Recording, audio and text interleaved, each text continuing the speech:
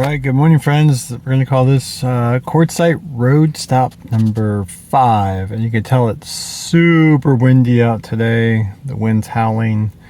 And so I'm recording this from inside the vehicles so we don't have that annoying sound of the wind hitting the microphone.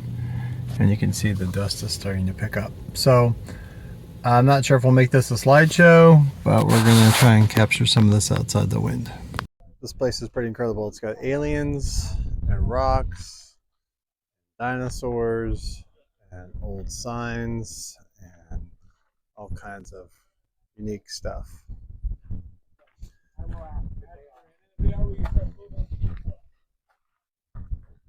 This is a first for quartzite. Hematite crosses, not magnetic. These are all $1 each, not bad for quartz points. That's kind of neat. Some bull rhino horse racing. Some unique stuff here, from whatever that is to magnifying glasses. Very unique, odd things. Seeing a lot of these coin things. I don't know what they are. If someone can comment, that would be great. Oh, here it is. Old Chinese coins. $6 each. Some old bottles. Kind of neat. Some really large wooden bowls, I guess. Serving platters. Whatever they are. $200. Alright, if you need a pike, they got them. 50 clams. Mongolian belt buckles. $12. This is kind of unique. It says George Washington Presidential Peace Medal dated 1795. Old trade beads. Quite a few of them. And there's a nice Homeland Security poster. Wow, I've never seen such a collection of knives and swords. Pretty wild. And of course, they have rocks. That's why I'm here. I went 1,000 for that nice piece of smoky back there, and 300 for that quartz right there. A big old alligator head and some Buddha, Hindu, Vishnu nonsense. Yeah, cool vintage signs. One thing I would not expect to find here are these snow boots, or whatever these snowshoes, whatever these things are called. It's really bad here. You know, dinosaurs and dragons and Buddha and aliens and this big boy and all kinds of weird fun stuff to see. Yeah, what the windstorm's like. I guess they blow through about 40 miles an hour today. A little shout out to Tesla. They have this new weather feature, and they give the temperature, but they give the air quality index. It says 140 because they know there's a lot of dust blowing around. They're wrong on the wind. It's double or triple that, but the temperature's right. All right, this is still part of that same little strip. Lots of flats, some labradorite. Oh, some looks like kyanite soaked and tinted with the fake stuff to make it more rainbowy. No, rainbowy is not a word. Iridescence. I can't say I've seen this much cornelian that's been polished, and they're selling at 36 a kilo, which is 2.2 pounds for us Americans. It's weird how they not only polished it, but they put like a little spiral on there. Interesting. One thing I haven't really covered is people are doing these gem trees where they take gems and they make trees out of them and they wire wrap them. And it's a lot of work. There's tons of people selling them here. I just don't think I've highlighted it until just now. So malachite's always a favorite. Lots of bismuth for pretty malachite slabs. They want 100 a kilo. That seems pretty pricey. The thing about everything here is it gets so dusty because the wind's always blowing. That's why you see a lot of things wrapped up to keep the dust off of there. Makes sense. So if you like bismuth, you can find some real nice pieces here. 80 a kilo. So real quick on the math, it ends up being, I believe, about $2.25 an ounce. Which seems a little bit on the high end of the spectrum from what I've seen for bismuth around here.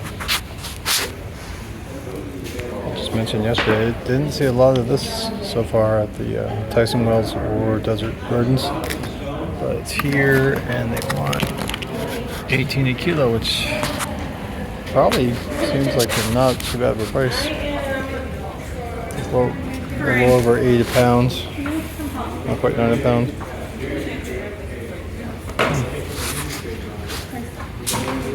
Lots of trilobites in this town. Lots and lots of trilobites. Right, first time I've seen pyrite stones. They're all busted up, unfortunately. Not a whole one. That's too bad. They're asking for these. So pyrite can form, if you watch my other videos, they can form as a cube, which is awesome. The Navajo, Spain. It can form as a ball. It's a nodule from Peru. And I believe these are from Illinois. It's all pyrite, iron sulfite. Mostly iron but doesn't rust. Mostly iron but not magnetic. And beautiful stuff. Really big pieces of aragonite. Don't see a price on there. This is pretty much more common. You see this is a $14 piece. And I'm guessing that one's 14. Maybe they're all 14. Speaking of pyrite nodules, here we go. So it can form as a ball. It can also form as a cube, and this is a really good illustration of it right here. It's not a really good cube. The other ones are better, but you can see right here in this one store we've got pyrite nodules, pyrite cubes, and pyrite suns. All the same mineral. You can't tell me there's not a guy who creates, how much is that? 36? That's a little much. Creative ability to have one mineral form 3 different shapes. Very impressive. Thank you, Lord Jesus. Speaking of pyrite cubes, there's a whole box of them. These look like they're from Peru. Not that I'm an expert on them, but the Peru ones are more striations. The ones from Navajo, Spain are mirrored finish. Pretty sure these are Peru. These are a real nice pyrite ball nodule. You can see the cubes that form a ball. Cubes that form a ball. Pretty amazing. I don't think I've seen these before. Palm stones made out of fluorite. So you actually got to get them out of their white background because that bleeds out. Very nice table of fluorite. This piece, don't even know, but I would have to guess $150 to $200 for this size with these giant cubes in there. Well, this little guy is 86, so that pricing is probably pretty close to being accurate. Let's see a price on there. Let's try the smaller one. So this one right here, the size of my hands, half the size of that is $208. So I was a little off. I'm sure it's more than the $250 for this one. Low pyrite. You can see fluorite. I mean, you can see the cubes and the shape and how they're clear, and that one's really nice. This store has a lot of nice stuff in it. There's some agatized grape. I forget what it's called. Beautiful piece of jasper, ball, that wood, and that's up for scale. This is an adjacent building to the one I was just in. They all had all the cool stuff. This one looks like might be mostly spears and slabs, if I had to guess, and pyramids. Those are cool. Septarian nodules. How much a kilo? 20 kilos. Actually, probably not that bad of a price. Here's a little secret I'll let you in on. Septarian nodules usually react to UV light.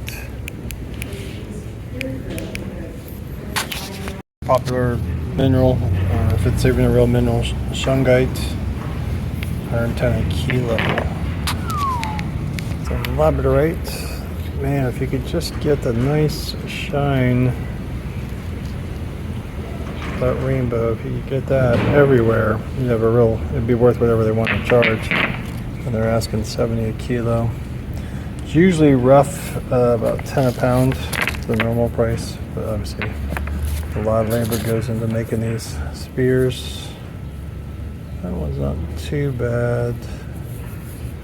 So this is interesting. These are palm stones made out of pyrite. Don't occur that way in nature, but someone took the time to do that kind of like them, but they're really dirty looking. And I don't think you can get them too shiny. You might be able to, but maybe it's a combination of dust and everything else. So agates. That one's not too bad for leptirites. It's got some flash to it. Friends, we're out of the winds, so we're calling this road stop number 5. And keep in mind, if I'm watching this series, that this whole town is basically a giant gem show. And obviously the 2 bigger ones are the ones we did on day 1, 2, 3, and 4, which were Tyson Wells was the smaller of the 2, and Desert Gardens was the biggest one by far, with the most vendors exclusively dealing with rocks. But we're still having a good time checking out some neat stuff here. So thanks for watching this video. Like and subscribe and see where we end up next. Thank you and God bless you.